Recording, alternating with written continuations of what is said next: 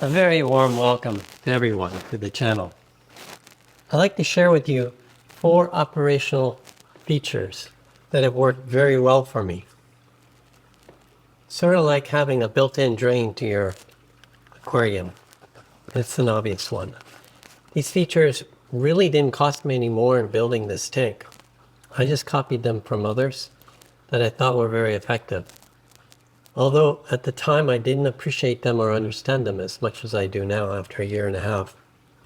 These operational features, they really do determine the longevity, the long-term health of our aquariums. Because let's face it, we get busy and we don't want our neglect to turn into a problem. Simpler the maintenance, the better. Let maintenance take care of itself. That's a radical one for you. Well, let's move on to our first one.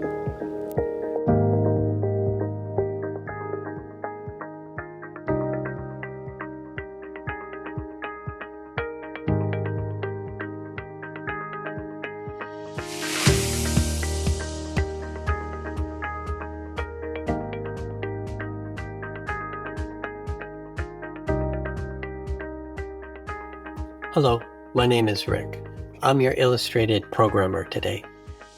The best place to start is the sump tank, the heart and health of your aquarium, because it supports your biomass, our first principle of good health. And just like a good probiotic culture, you get it right and you got the perfect sourdough or yogurt.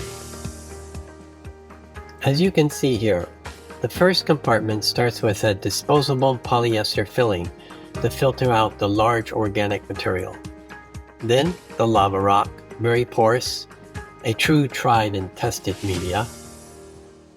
Next, the floating media, a soft cleansing effect keeps the culture exposed to the circulation, which is critical for the breakdown of nitrates and ammonia.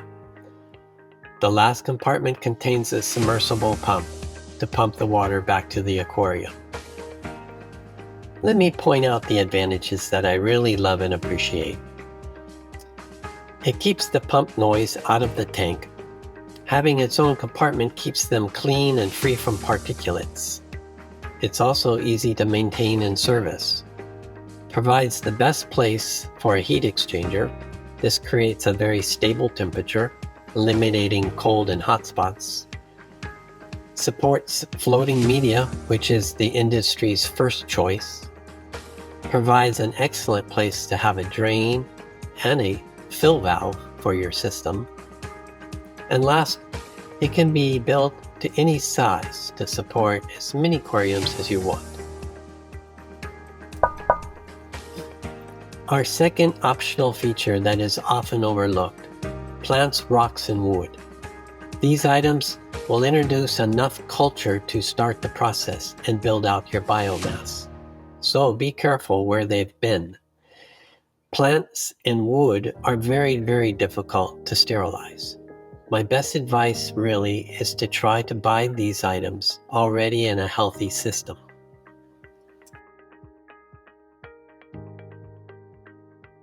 I purchased these big pieces of driftwood that were packaged and dried. I believe they came from China. I had a hell of a time getting them sterilized. A thick, white, slimy film would grow on it. The final solution for that problem, I baked it at 300 degrees. A word to the wise, sterilization only reduces the risk of contamination, but does not eliminate it. To meet our second principle of good health, we need a thriving culture that makes up our biomass.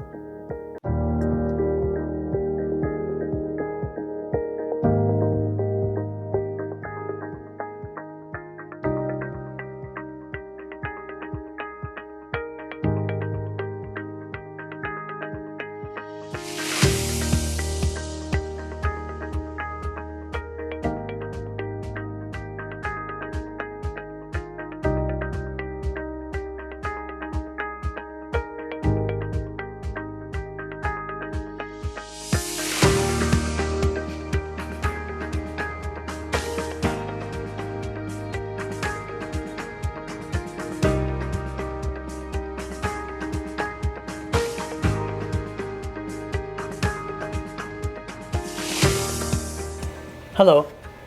We talked about the heart of the aquarium. Now let's talk about circulation, that is plumbing.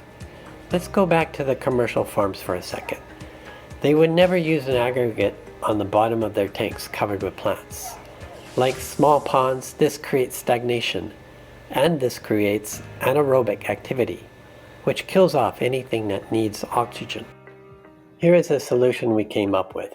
Plumb 2 lines that run underneath the grow media, connected to the tank's source inlet, as in the drawing here.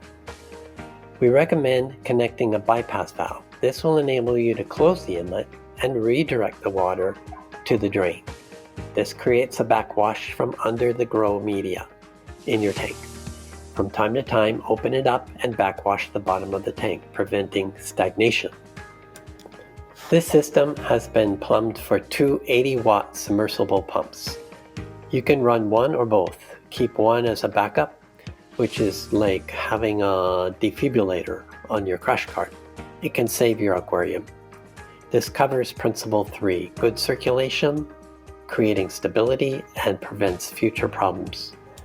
This next clip is on how easy it is to cut a hole in non-tempered glass, which covers about 95% of the aquariums out there. This is a hole saw impregnated with diamond bits, very reasonable on Amazon.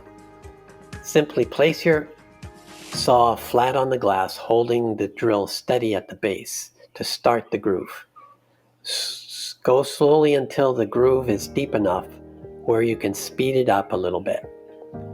Drill horizontally on flat surfaces always works best because the water doesn't run off.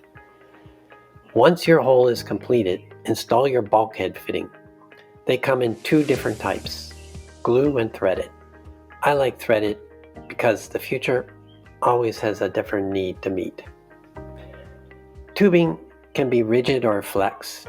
Here's a picture of 2 different types of crimp rings designed for high pressure applications. The screw clamp works well on low pressure applications, so no extra tools. Now the 4th option, which is a big plus, a surface skimmer. Popular on saltwater aquariums, but works very, very well on freshwater also. And so easy to include when you have a sump tank on your system. Definitely worth it. It keeps the surface water crystal clear, which is important when you have an open aquarium. Surface water has a magnetic retention effect, which is hard to filter. This is the answer. The fish guard has a strip of nylon screen, 1/2 inch wide, silicone in a shallow saw cut from end to end. This keeps your fish from swimming over the spillway. The waterfall effect has another positive factor other than keeping your surface water clean. I'm going to call it the aeration effect. The same is true in nature. Life flourishes around waterfalls. The quality of the water is the best. Here is a shot of the water returning to the sump tank from the aquarium. Lots of aeration effect. This covers our 4th principle of good health. Until the next time, folks, I look forward to seeing you again. Goodbye.